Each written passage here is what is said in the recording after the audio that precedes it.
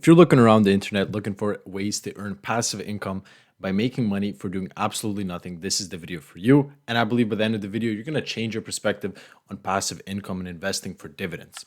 Now, as I said, here is the list of the top 5 passive income ETFs that pay monthly dividends.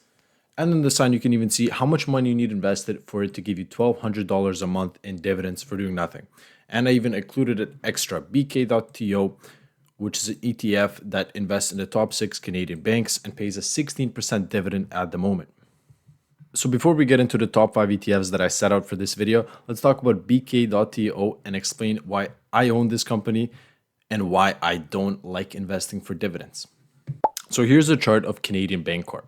And we can see the chart has been pretty much the exact same and hasn't moved much up or down in the last 20 years. So theoretically thinking, if it gives a 16% dividend, you should be making 16% a year, which beats the S&P 500 average 10% of a year.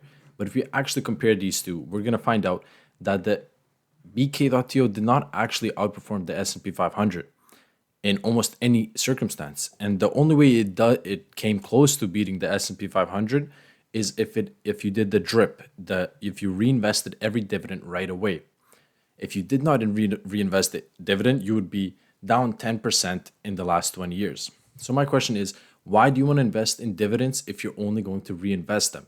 If you're young, and by young, I mean you're not retired yet and you're making some sort of income, you should be chasing the total returns, the total growth of your money, not just tracking the passive income aspect of it. 2 more things I want to point out before we actually get started. Number 1 is the expense ratios. Now, every ETF has an expense ratio, which is the expense we pay every year for the people who run the ETF to make sure we are invested where we're supposed to be invested. For BK.TO, it's hard to find the exact number, but I did some digging and it's about from 1 to 1.5% a year, depending on how much the management pays themselves. Let's take a quick break because we do not have a sponsor for this video. Though I'm not a financial advisor and I can't tell you to buy anything, but the only thing I do want to tell you to click is the like button and the subscribe button. None of these ETFs that actually outperformed the S&P 500 or the QQQ, the NASDAQ. Nonetheless, let's get into it. DIVO. DIVO is the first one we're going to dive into. They hold big dividend companies, as we can see, Visa, CME Group, Caterpillar, and whatnot. And at the same time, they also have covered calls. So they use stock options to provide extra income to pay that higher dividend yield of 4.75%. And at the same time, they have an expense ratio of 0.56%, which is not the worst, but not the best. Next up, we got SCHD. Now, if you've been on Reddit or any type of social media, this is the ETF that everybody likes and everybody praises. It has the lowest expense ratio, 0.06%, and it has a nice 3.7% dividend yield. What does SCH do and what is it? Why is it so popular? It's simple. That's why it's so popular. That's what I believe. It has a low expense ratio and it only holds 105 companies. So it's easy to track, easy to understand. If you look at SCHD's dividends, they have been around the same, 3 to 4% bouncing up and down. And of course, they did not beat the S&P 500, but they did get pretty close. Next up is DGRW, Wisdom Tree ETF. Now, I believe this is the best performing ETF, and it is funny that it has the lowest dividend yield.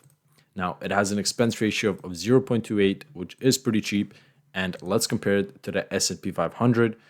Right on. They almost beat it. Total returns 205% versus the SPY's 218%.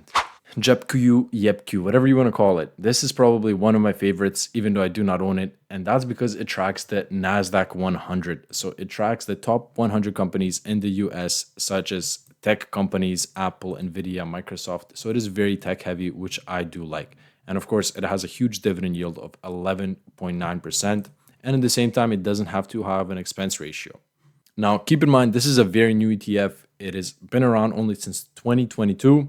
And comparing it to the SPY, it actually outperformed the S&P 500, 38% versus the 35% of SPY's returns.